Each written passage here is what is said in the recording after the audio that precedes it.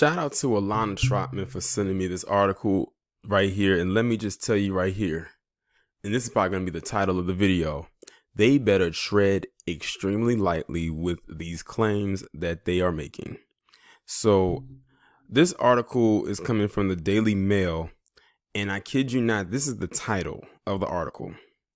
George Floyd contributed to his own death by intentionally taking a lethal dose of fentanyl as he resisted arrest, attorney for one of the officers charged in his killing claims. I already know what angle they're trying to go with this, and all I'm going to say is this is, again, they better tread lightly with this. Says an attorney for one of the Minneapolis terrorists charged in George Floyd's killing claims the black man contributed to his own death because he overdosed on fentanyl during his arrest. Yet when they did the autopsy, that's not what they said killed him. Thomas Lane, age 37, is one of the three terrorists charged with aiding and abetting murder for holding down. The body cam showed him kneeling on Floyd's neck for nearly 9 minutes as he pleaded, "I can't breathe." Lane's attorney, Earl Gray, has been trying to get the charges against him dropped, claiming there is insufficient evidence to establish the terrorist committed a crime. In a memorandum filed in court on Monday, the attorney claimed that Floyd swallowed a lethal dose of fentanyl as he was resisting arrest.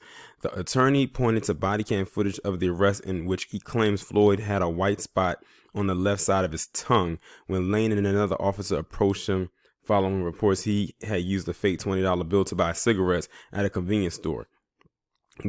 Gray had claimed in the memo that Floyd intentionally ingested 2 milligrams of fentanyl, a lethal dose, after Lane ordered him to put his hands up to be taken into custody. All he had to do is sit in the police car like every other defendant who was initially arrested while attempting to avoid his arrest all by himself. Mr. Floyd overdosed on fentanyl, the filing says. Given his intoxication level, breathing would have been difficult at best. Mr. Floyd's intentional failure to obey commands coupled with his overdosing contributed to his own death. So the knee on the neck in the process had nothing to do with this, right? Absolutely nothing. But see, that's the thing. They're trying to make it seem like him allegedly overdosing on fentanyl was the leading cause in him being murdered, or him dying, so to speak. I know what they're trying to do, and I hope they don't fall for this crap. This would be funny if they say, you know what, we're not even going to use that because there's not enough evidence to actually prove that that is the case. And before I go any further, I've already looked through some of the comments. It was like looking through the Yahoo comment section. I swear, these palm-colored pricks are... let me continue. A medical examiner report in a separate independent autopsy both ruled that Floyd's death was a homicide and that he died from asphyxiation. It says nothing there about him overdosing on fentanyl, because if he did, that would have immediately showed up in the autopsy, because considering what this lawyer is claiming, he did it that day, just minutes or moments before he was murdered. And that means it would have definitely showed up in the autopsy report or the toxicology report. The Hennepin County medical examiner added in its report that Floyd had recent methamphetamine use and fentanyl intoxication, along with hypertension and coronary artery disease, all of which were possible contributing factors to his death. In the court filing, Lane's attorney argued that the neck constraint used by Chauvin was not excessive, as he argued that the tissue in Floyd's neck wasn't damaged. Then where did the asphyxiation come from? That's strangulation, and that's... we know what they're trying to do. He also pointed to Floyd's criminal background, of course they did, and past alleged drug use as to why his client's charges should be dropped. Listen, whatever happened in his past prior to that day has nothing to do with what happened that day. Like I said, they better tread lightly when it comes to this, because if they think what people popped off in Minneapolis after this happened is something, let them get off. And remember, the world is watching now.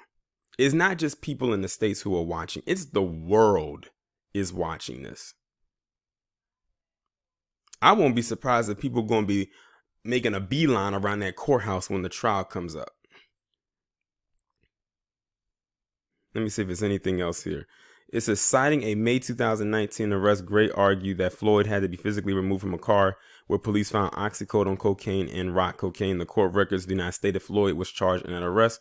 Lane's attorney has previously argued that Floyd should not have resisted arrest and that he should have obeyed the orders of the officers. Terrorists. He also previously said in interviews that it was clearly evident Floyd was under the influence of some kind of drug at the time of his arrest. You know what's so funny?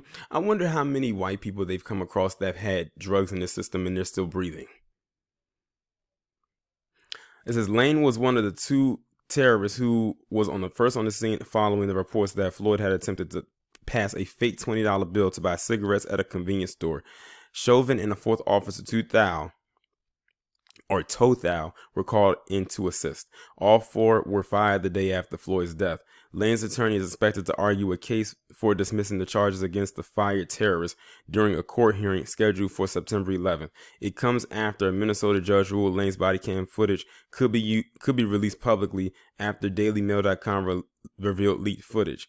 The judge had previously restricted the viewing of Lane and King's body cam footage, allowing it to be viewed only by appointment in the county courthouse. I'm going to say this again. If these terrorists, even just one of them gets off, it's going to be a wrap.